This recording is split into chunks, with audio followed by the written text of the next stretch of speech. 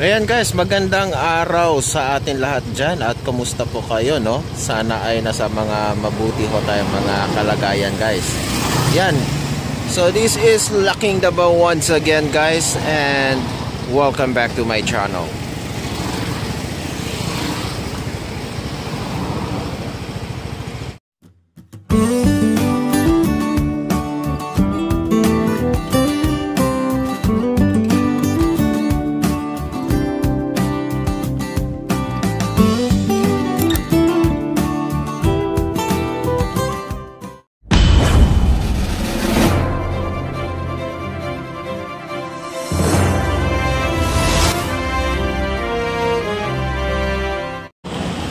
Ayan guys, no, magandang araw sa inyo lahat. Ayan, so nandito ho tayo ngayon dito sa may Bakaka Road guys, no, or much kilala to sa natin, El Rio, no, El Rio, no.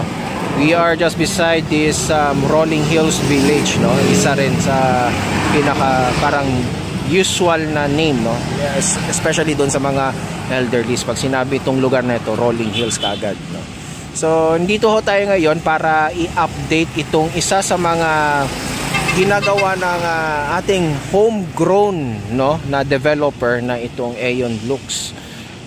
Guys, no. So, ito yung kanilang Aeon Blue Towers, no. Ayan. So, hindi na tayo masyado makakano guys kasi medyo tinaasan na nila yung bakod. So, dito lang tayo banda, no, para makita natin at wala naman tayong mga drone, no. Ayan. So, as we can see it here guys, no, there are already 2 tower cranes has been installed in this area, no? And nakikita natin dyan meron ng mga nakalawit na, no, na parang they are starting to rise vertically, no. Ayan, no? So sooner, no, medyo lalawit na yung building mismo dito guys, no. Makikita na natin yan, no. Ayan. So they are doing right now guys, no, yung ginagawa nila dyan ngayon is actually the tower 1 and the tower 2 of this Aeon Blue, no, yung the residence, no, the residences towers, no. Ayan. Kasi dito sa may bandang dito na area, tower 3, no, it will be the condotel guys, no. Ayan. So condotel. Sa kabila naman kasi guys, doon sa kabilang side is will be the corporate tower, no. And then kasi bali 6 towers to lahat, no, ang itatayo dito, no. So 3 from this side and then 3 also from that side, no, sa kabila, no. So parang ang gigit na dito sa kanila guys is yung parang yung kanilang isa sa mga main feature nitong project nito, no, yung mga pool, no. This project will be having a 6, no, I think 6 parang different kinds of pool, no, parang ano, ayan, no, ayan. So yun siya guys, no. So it will be, sa mga nagtatanong kung ilang story to, so hindi siya ano guys, paiba-iba, no.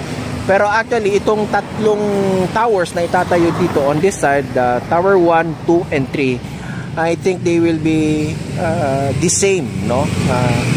I don't know sa condotel guys, no, but the tower 1 and tower 2 will be a 26 or 28 stories, no. And then the condotel magiging ganyan, no. So ganyan din, same as high as the tower 1 and 2, no. Ayan. So yung sa corporate tower naman, which will be located on the other side, no, will be, I think it will be 24 story building, no. And then sa beside of the corporate plaza or the corporate tower, which is that one, no, it is a mid-rise, no. Parang yan yung parang pinaka parang clubhouse yata I think nila or something, no, parang ano nila, no. It will be, I think it will be only 4 levels, no. Diyan siguro yung mga amenities, mga gym or what or something, or different kind of shops, no. Ayan, no. And then beside that, the tower 6, no, it will be a premium condominium guys, no. Yan siya, no. And we can see it there, parang mga nasa around 22 stories yan siya, no? Siguro, no? 22 stories building, no, na may sky garden, and the same feature with the Aeon Tower, no, na mayroong infinity pool on top of the building. Ayan. So yan guys, yan yung mga latest na nangyayari dito sa may area na ito, no? As we can see it here, nakikita dito yung building na nakikita nyo doon sa may bandang likod. That is already the Soto Grande Hotel, guys, no? The 22-story Soto Grande Hotel. Ayan, no? Located in the Santa Lucia property, no, sa Davao Riverfront Corporate City. Ayan. So sooner din, no, hopefully yung dyan na area mukhang unti-unti na rin nagkakaroon ng buhay na dyan. So I think, no, mabilis na lang yan.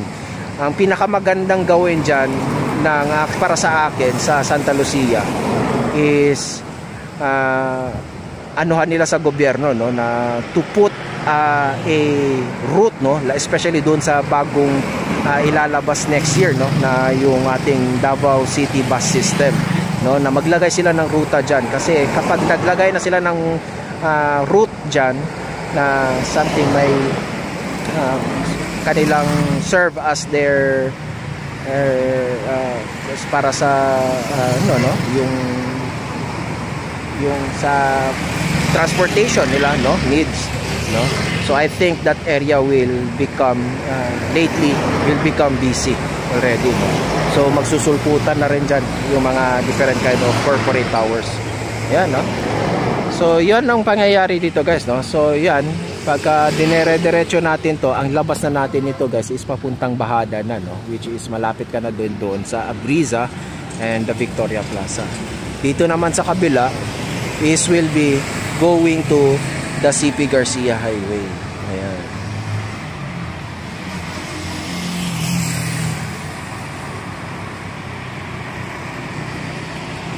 So yun, guys, no. Tignan natin doon banda sa likod, guys, ha. Punta tayo doon sa likod, baka masilip natin. Let's go, guys. Ayan, guys, no. So nandito tayo sa may bandang likod, no. So nilagyan na kasi nila ng pader. Ito yung sinasabi natin, yung last update natin. Dati kasi parang kalahati pa lang yan, no. So tama tayo, sabi ko tataasan pa nila yung pader. So ngayon, ayan na, no. Pero nakikita natin dito yung tower crane, no. Siguro pag medyo yung towers, yung building, medyo mga nasa halfway na, ayan, medyo kitang-kita na siya dito. Ayan, guys, no. Ayan.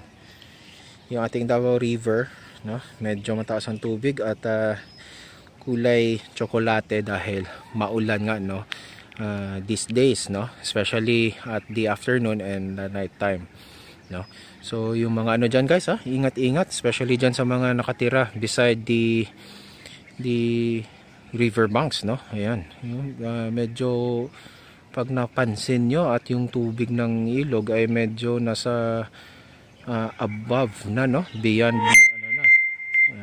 Mag-iingat, huwag nyo na antayin na kayo ay abutan pa, no. Mag-ano na kayo, mag-evacuate na kayo. Ayan, no. So ito, guys, ayan, hindi tayo makasilip, ayan. There's two cranes here.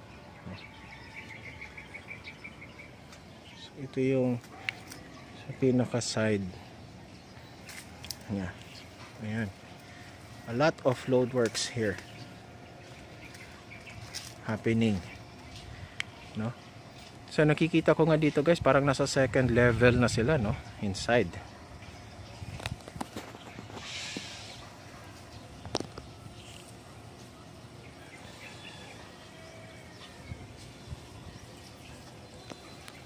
Ayan, may sarili silang parang batching plant, no. Ayan.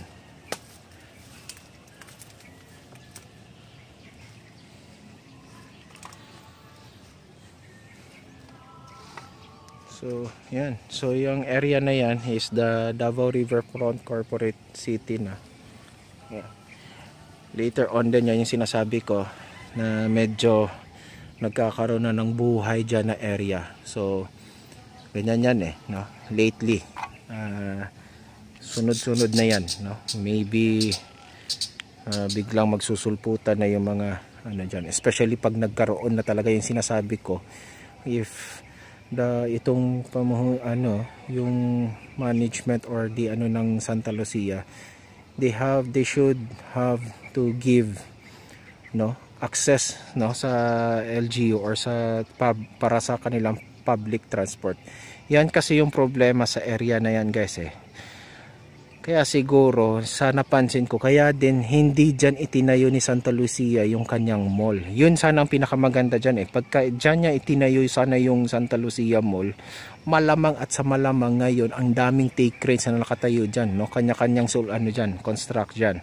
The problem there is there's no mode of transportation unless you have your own car, or nasa private vehicle ka, Kung yan sanang area na yan dyan ay merong access at nilagyan ng ruta something, especially ngayon sa gagawing Davao bus system, ay napakalaking plus niyan. At yan, kahit isang ruta lang na magkaroon dyan, dalawang bus stop dyan sa loob, probably that area will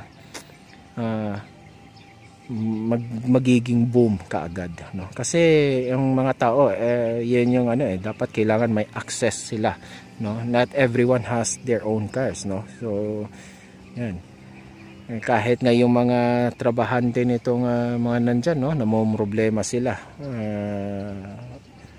going to their yung sa kanilang kanya-kanyang mga trabaho dyan. Yung isa sa mga problema dyan, yan yung nakikita ko dyan, Yan. So yun, guys, so that's it.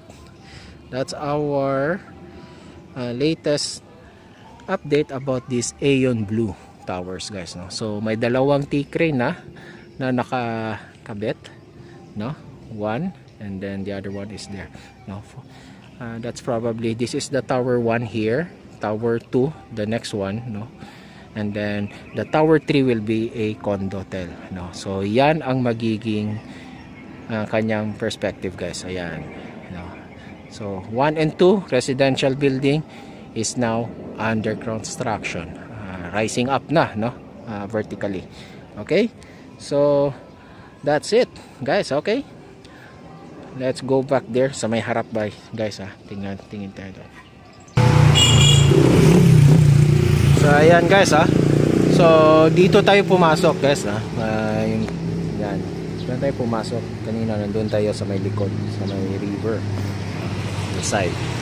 So ayan, here's the view of the two cranes, tower crane. Ayan. So that's it, guys, that is our latest update about this Aeon Blue Towers. Okay, so